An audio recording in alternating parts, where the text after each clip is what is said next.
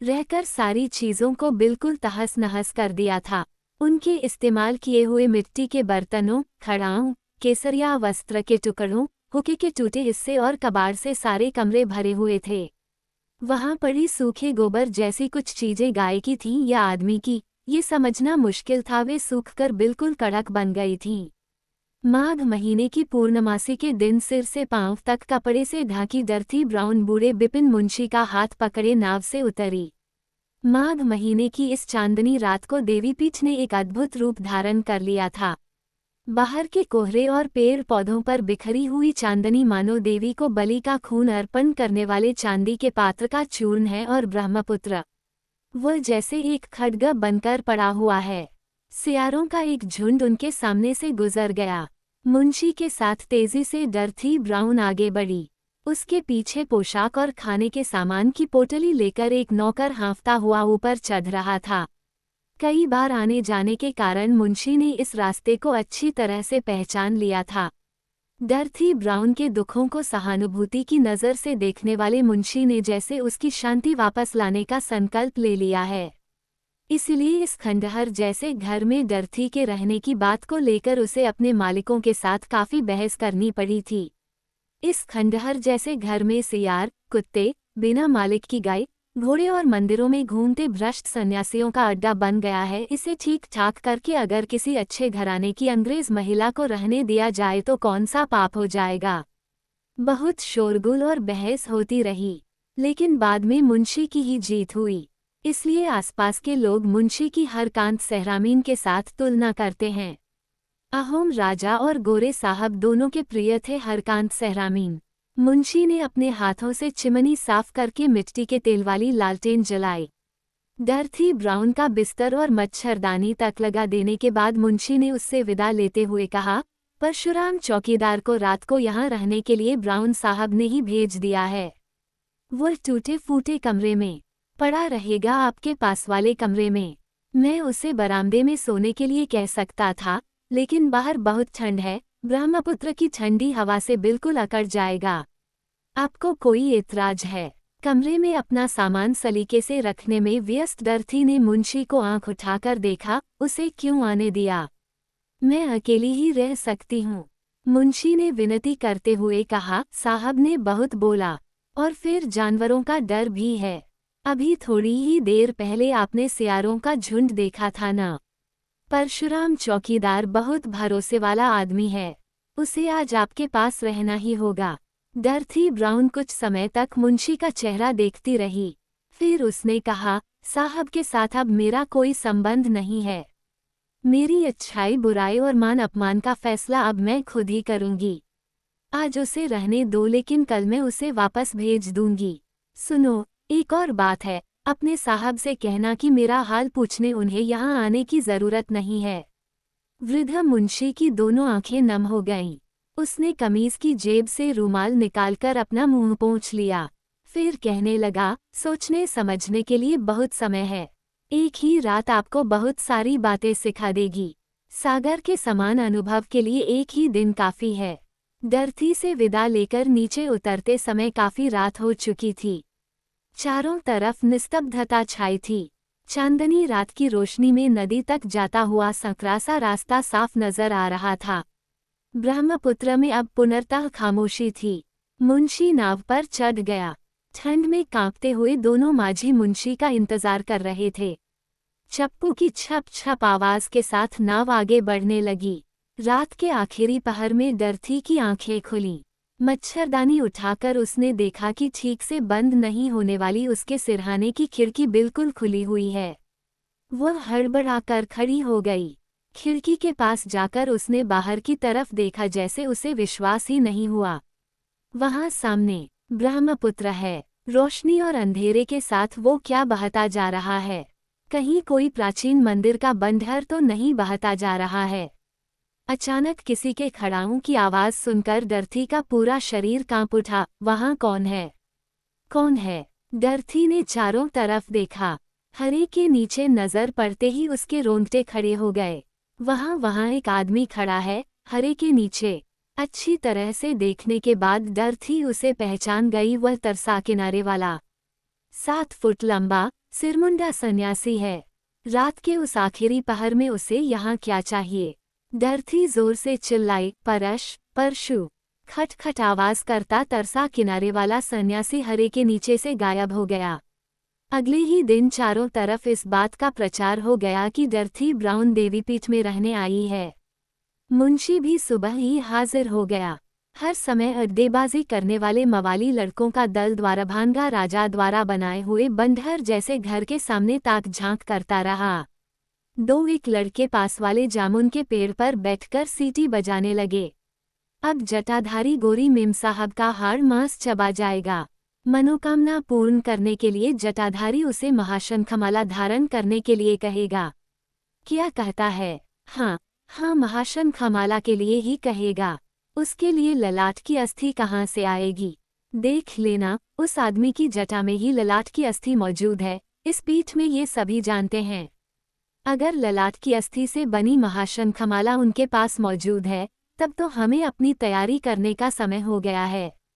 छप छप छप धपंग धंग धंग। एक नाव किनारे पर लग गई।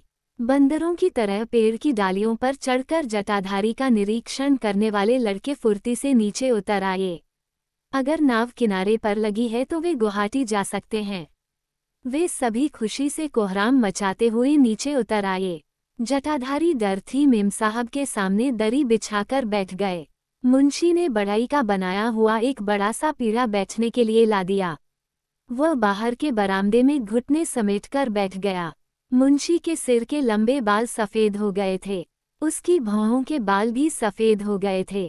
पुराने असमिया लोगों की तरह वह कानों में सोने के 2 छल्ले पहने था।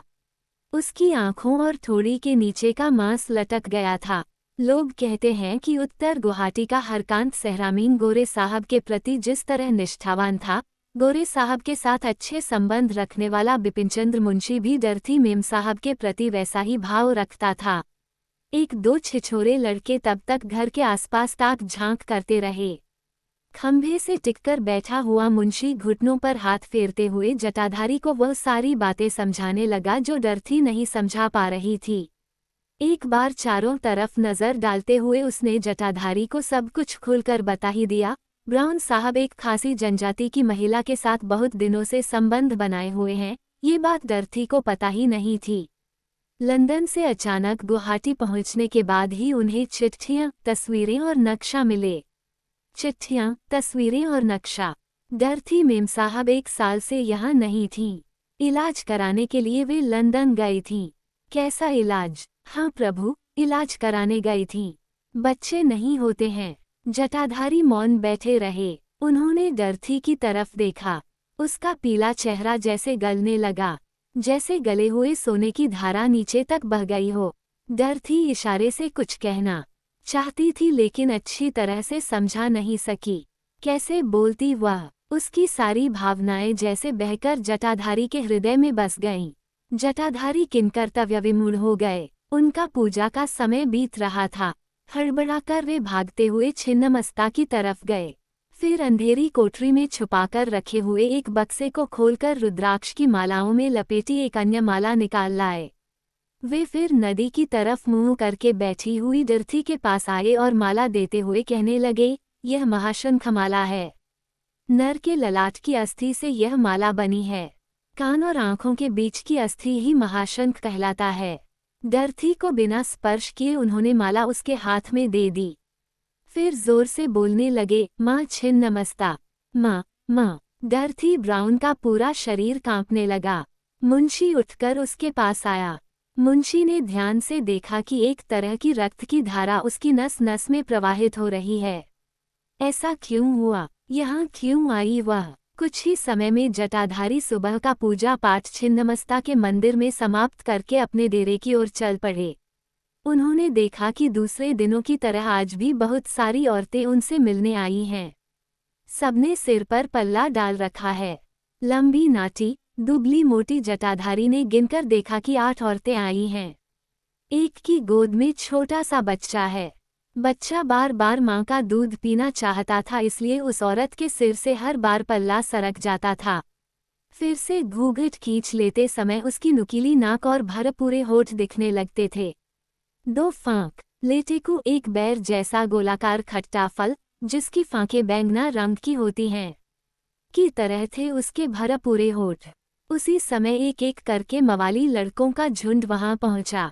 लड़के पेड़ की डाली, कटे पेड़ों के दूंठ और पत्थरों पर बैठ गए। जब भी जटाधारी के पास औरतों का झुंड आता है, ये लड़के इसी तरह उनके डेरे के पास बैठ जाते हैं।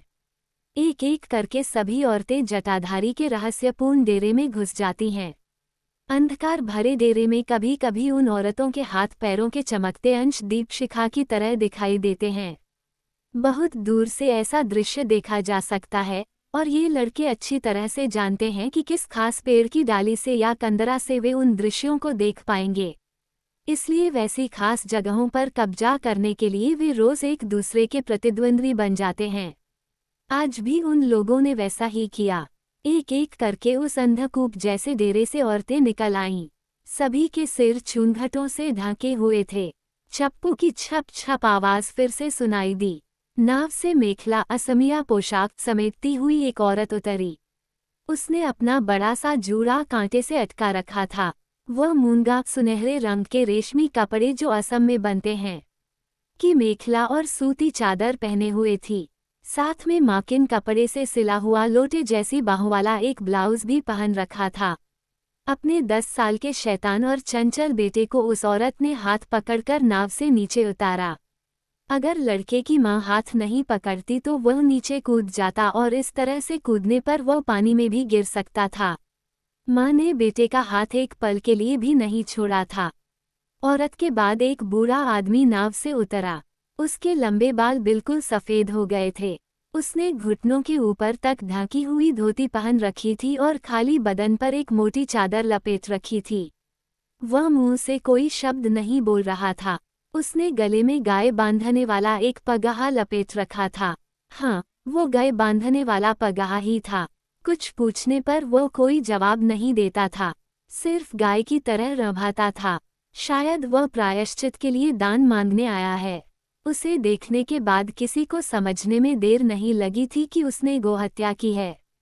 गाय का पगहा गले में बांधकर वह वर्षों तक भीख मांगकर खाएगा और इसी तरह उसके पापों का प्रायश्चित होगा। लेकिन क्या गोहत्या उसने जानबूझकर की है, या फिर किसी दुर्घटना के कारण ऐसा हुआ? तीनों जाकर छिन्नमस्ता के जटाधारी के पास खड़े हो गए। उनके सामने की खाली जगहों पर अब तक बाकी औरतों ने कब्जा कर लिया था। जटाधारी के बिल्कुल करीब से दर्शन करके अपनी अपनी समस्या बताने के लिए सभी बेसब्री से इंतजार कर रही थीं। उनका एक स्पर्श जैसे सबके लिए मुक्ति का दरवाज़ा खोल सकता है। सिर्फ एक स्पर्श, थोड़ी सी चरणधूलि, थोड़ा सा स्पर्श। माकिन कपड़े का ब्लाउज पहने अभी अभी नाव से उतर कर आई उस भरपूर चेहरे वाली सुंदर औरत ने चीखकर कहा, मेरी बात सुनिए। सभी उसकी तरफ देखने लगे। वो खड़ी हो गई और आसमान की तरफ हाथ उठाकर चिल्ला चिल्ला कर कहने लगी, मेरी बात सुनिए प्रभु, आज सुबह ही ये दुर्घटना घटी है। भक्त लोग एक साथ चिल्लाए, कौन सी दुर्घटना? सुबह सुबह कौन सा अनर्थ हो गया? फिर से कहा औरत ने, उस रेत के मैदान में जहां साहब लोग बंदूक चलाने का अभ्यास करते हैं, मेरा बेटा गेंद खेल रहा था। एक भक्त ने कहा, लेकिन वो सुरक्षित जगह नहीं है। साहब लोग पेड़ पर गागल नींबू की प्रजाति का फल, इसका आकार फुटबॉल जैसा बड़ा होता है और अंदर संतरे जैसी फांकें होती हैं, लटका कर बंदूक से निशाना लगाना सीखते हैं। अगर कोई देखने आता है तो जूते से लात जमा देते हैं। हाँ, उसी गागल लटकाने वाले पेड़ के नीचे एक भयानक चीज से मेरे बेटे को ठोकर लगी थी। जटाधारी ने सवाल किया, कौन सी चीज? औरत कुछ देर तक संकोच करती रही। फिर जटाधारी की आंखों में आंखें डालकर बोली, किसी मरे हुए आदमी की खोपड़ी से उसका पैर टकराया था। खोपड़ी। सभी लोग एक दबी सी उत्तेजना में हाय हाय कर उठे। उस औरत ने संकोच के साथ कहा, किसी का कटा हुआ सिर था शायद। बहुत बड़ा था और कुछ टेढ़ा सा था। टेढ़ा सा? जी हाँ, टेढ़ा सा। सब लोग आपस में बतियाने लगे, जरूर देवी माँ को चढ़ाया हुआ सिर है। किसी ने चिल्लाकर कहा भी, हाँ, वो जरूर देवी माँ के लिए चढ़ाया गया आदमी का सिर था। किसी ने फिर से कहा, बहुत साल पहले की खोपड़ी कहीं जमीन में दबी पड़ी थी शायद। देवी के लिए चढ़ाए हुए आदमी का सिर था वह। देवी के लिए। भीड़ में से कोई चिल्लाया, माँ छिन्नमस्ता, माँ, माँ छिन्नमस्ता। वहां के सारे लोग एक साथ चिल्ला उठे, माँ, माँ, माँ। लोटे जैसा बाँह वाला ब्लाउज पहनी औरत की रोनी सी सूरत बन गई। बेटे पर अशुभ ग्रह का साया पड़ने के डर से वह कांपने लगी। सही तो है, देवी के लिए चढ़ाए गए नरमुंड को पैरों से ठोकर मारकर गेंद खेलने की हिम्मत की उसके बेटे ने। वैसे भी वह बहुत शैतान लड़का है। जटाधारी ने खड़े होकर ब्रह्मपुत्र की ओर देखा, फिर उस औरत को तसल्ली देते हुए कहने लगे, वह बच्चा है। माँ को गोद के बच्चे के लिए डरना नहीं चाहिए। माँ, माँ छिन्नमस्ता, माँ, माँ। बेटी, सिर्फ कुछ ही दिन पहले नरबली का रक्त अर्पण करने के लिए इस्तेमाल किया हुआ एक तांबे का और एक यज्ञ वाली लकड़ी से बना कटोरा किसी भक्त ने मुझे दिया था। कालिका पुराण के 76वें अध्याय में सारे नियम स्पष्ट रूप से लिखे हुए हैं। बलि के लिए अर्पण किए गए आदमी को अच्छी तरह से नहाना होगा। बलि के पहले वाले दिन उसे बिना तेल मसाले का भोजन करना पड़ेगा। मांस और मैथुन छोड़ना पड़ेगा। चंदन के लेप और दूसरे गहनों से उसे सजाने के बाद उत्तर दिशा में अन्य देवताओं के साथ एक ही स्थान में बैठाकर पूजा करनी होगी। ब्रह्मरंध्र में ब्रह्मा के लिए पूजा, नाक में पृथ्वी के लिए पूजा, जीभ में अग्नि के लिए पूजा, आंखों में ज्योति के लिए पूजा, कान में शक्ति और आकाश के लिए पूजा। सब कुछ साफ साफ लिखा है कालिका पुराण में। माँ भैरवी ने कई बार सुना है यह मंत्र। 76वां अध्याय पढ़ो, सब कुछ साफ साफ लिखा है। मनुष्य का कटा हुआ सिर जिस स्थान पर गिरता है वह स्थान दाता के सौभाग्य या दुर्भाग्य का पूर्वाभास देता है। भक्तों के बीच से कोई चिल्लाया, छिन्नमस्ता के जटाधारी प्रभु, क्या आपने ये सब पहले कभी देखा है? जटाधारी के मुंह से एक विकट चीख निकल गई। माँ, माँ, माँ कहकर वे चिल्ला उठे। फिर आंखें बंद करके अपने हाथ भक्तों की तरफ उठाते हुए वे पहली वाली बातें दोहराने लगे। उनकी नाक पर पसीने की बूंदें चमकने लगीं। कोई दक्ष शिल्पकार जिस तरह से भगवान विष्णु की नाक गढ़ता है, ठीक उसी प्रकार की सुंदर नाक है जटाधारी की। उन्होंने फिर कहा, मैं स्थान की बात कह रहा था, कटे हुए मस्तक की भविष्यवाणी के बारे में बता रहा था। ईशान दिशा में मस्तक गिरते हैं तो राजा का ध्वंस होता है। किस स्थान पर मस्तक गिरने से धन लाभ और पुत्र लाभ होता है, ये सब कुछ स्पष्ट रूप से कालिका पुराण में लिखा है। छिन्नमस्तक के दांतों से अगर कटकट आवाज निकलती है तो बलिदाता रोग से ग्रस्त होगा। और यह भी लिखा है कि कटा मस्तक अगर हंसता है तो बलिदाता को सौभाग्य की प्राप्ति होगी। यहाँ तक कि कालिका पुराण में ये भी लिखा है कि बलिवाला सिर आखिर में जो भी कहता हुआ आंखें बंद करता है, वो वाक्य पत्थर की लकीर बन जाता है, अर्थात वैसा ही होता है। कटा सिर अगर हुंकार भरता है तो राज्य ध्वंस प्राप्त होता है, सब कुछ नाश हो जाता है। अब तक वह औरत खड़ी होकर जटाधारी की बातें सुन रही थी। वो लगभग असहाय होकर बोली, अब मैं क्या करूं महाप्रभु? बेटी, अब ये सब बातें अतीत बन गई हैं। हवन में चढ़ने वाली बलि के अष्टांग के मांस की गंध अब खत्म हो गई है। बलि दिए गए भैंसे के छिन्नमस्तक पर दीपक जलाकर अमृतत्व पाने की कामना करने वाले लोग, जिन्हें एक दिन और एक रात तक लगातार देवी के सामने खड़ा रहना पड़ता था, क्या आज के दिनों में ऐसे लोग मिलेंगे? अब ये बातें अतीत के गर्भ में चली गई हैं। अपने शरीर का रक्तदान करने वाला पद्मपुष्प वाला बर्तन भी अब गायब हो गया है। वह भयानक अतीत अब अंधकार की खाई में गुम हो गया है। वह अतीत फिर लौटकर नहीं आएगा। हम फूलों से बनी समाधि में उस अतीत को दफनाकर रख देंगे। वह औरत किंकर्तव्य विमूढ़ होकर खड़ी रही। उसे जैसे कोई रास्ता नहीं मिल रहा था। वो खड़ी ही रही। उसकी आंखों से आंसू झड़ने लगे। बैठे हुए भक्तों में भी उसके लिए सहानुभूति जाग उठी। लड़की की शादी करने में असमर्थ एक असहाय औरत भक्तों के बीच में बैठी थी। ये दुबली पतली औरत माँ और बेटे को इशारा करती हुई बोली, जाओ जाओ, जटाधारी के बिल्कुल करीब जाकर इस कांड के लिए समाधान पूछो, जाओ। माकिन कपड़े से बना हुआ ब्लाउज पहने वो औरत भीड़ को ठेलती हुई बिल्कुल जटाधारी के पैरों के पास जाकर खड़ी हो गई। जटाधारी ने तीखी नजर से औरत को देखा। उनकी नजर छुरी जैसी तेज थी, जैसे शरीर के अदृश्य अंगों को भेद कर निकल जाएगी। औरत ने तुरंत अपनी नजर नीची कर ली और घुटने टेककर जटाधारी का चरण स्पर्श करने लगी। जटाधारी ने उसके सिर पर हाथ रखकर कहा, डरने की कोई बात नहीं है। वह नरमुंड देवी के लिए अर्पण किया गया था, इसका कोई प्रमाण नहीं है। निर्भय रहो, निर्भय रहो। वह औरत अपने शैतान बेटे को जटाधारी के चरण स्पर्श कराने के लिए खींचकर सामने ले आई। लड़का जटाधारी के पास आना ही नहीं चाहता था। ठीक उसी समय भक्तों को एक विकट चीख सुनाई दी। जख्मी शेर की तरह एक आदमी उसी तरफ भागता हुआ आ रहा था। भक्तों के सामने खड़ा होकर वह सामने बैठी एक औरत की तरफ भागा। वह औरत शराबी और लंपट पति को सुधारने का तरीका सन्यासी से पूछने आई थी।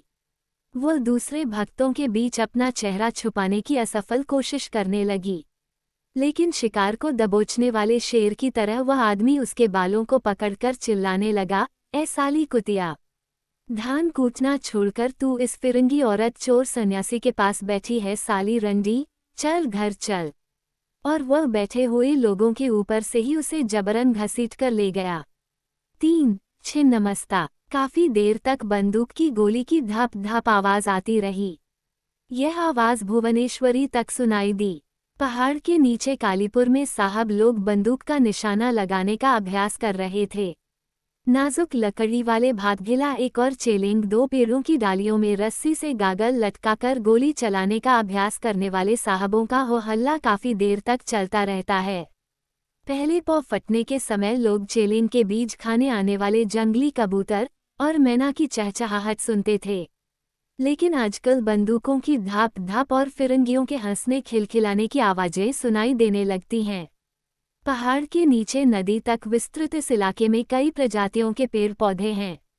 इमली, नीम, वटवृक्ष, अमलतास, हरसिंगार, मकुआ 3, मडचार, चोंग 5 पौधों की झाड़ियों और नदी किनारे बरसात के मौसम में खिलने वाले नीले जंगली फूलों की झाड़ियों से भरा है यह इलाका। तिता सेपा 6, पमा 7, डूमर, उर्याम 8, खोकन और अन्य जंगली झाड़ियों से भरे कालीपुर के इस इलाके में दिन में ही शेर के दहाड़ने की आवाज सुनाई दे जाती है।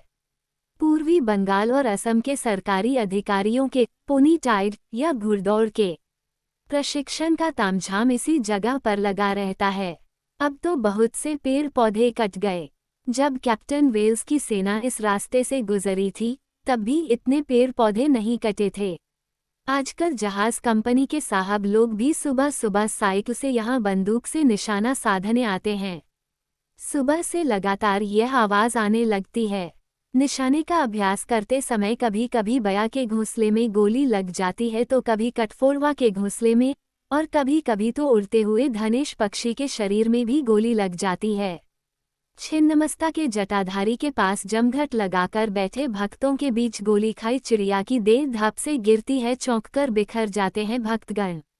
1. इस पेड़ में डाली नहीं होती, इसमें हल्के पीले फूल खिलते हैं। 2. इस पेड़ के पत्ते लाल रंग के होते हैं। इसके पत्ते एड़ी रेशमी कीड़े को खिलाए जाते हैं। 3. मखवा की फली, जिसमें बीज भरे होते हैं। 4. नाजुक लकड़ी वाला लंबा जंगली पेड़। 5. मूंगा रेशम के कीड़े पलने वाला जंगल। 6. लंबे और चौड़े पत्त वाला बड़ा पेड़ जिसके पत्ते रेशम के कीड़े खाते हैं। 7. इस पेड़ की कई प्रजातियां हैं। इसकी लकड़ी लाल और सफ़ेद रंग की होती है। सफ़ेद लकड़ी से फर्नीचर बनाया जाता है। लाल लकड़ी और इस पेड़ के फूल से पीला रंग बनाया जाता है। 8. इस पेड़ की लकड़ी फर्नीचर बनाने के लिए इस्तेमाल की जाती है। आज भी छिन्नमस्ता के सन्यासी के पास अनेक लोग आए हैं। कुछ लोग नाव से भी आए हैं और कुछ पैदल आए हैं। सब लोग किसी न किसी वजह से चिंता या समस्या से ग्रस्त हैं। कल जटाधारी को लोगों ने भरी दोपहरी में भस्माचल तक तैरकर जाते हुए देखा था। पंडों की औरतों ने भुवनेश्वरी में पड़े हाथी के सिर के आकार वाले पत्थर पर खड़े होकर ये दृश्य देखा था। वैसे ये औरतें बाहर बहुत कम निकलती हैं। वे लाल किनारे वाली साड़ी पहनती हैं और माथे पर बड़ी सी सिंदूर की बिंदी लगाती हैं। उन लोगों ने अपनी आंखों से जटाधारी को भस्माचल के पत्थरों पर खड़े होते हुए देखा था। हाँ, उन लोगों ने अपनी आंखों से ही ये दृश्य देखा था। पंड्या परिवार की 2 औरतें जटाधारी के लोगों के बीच खड़े होने से पहले ही फुर्ती से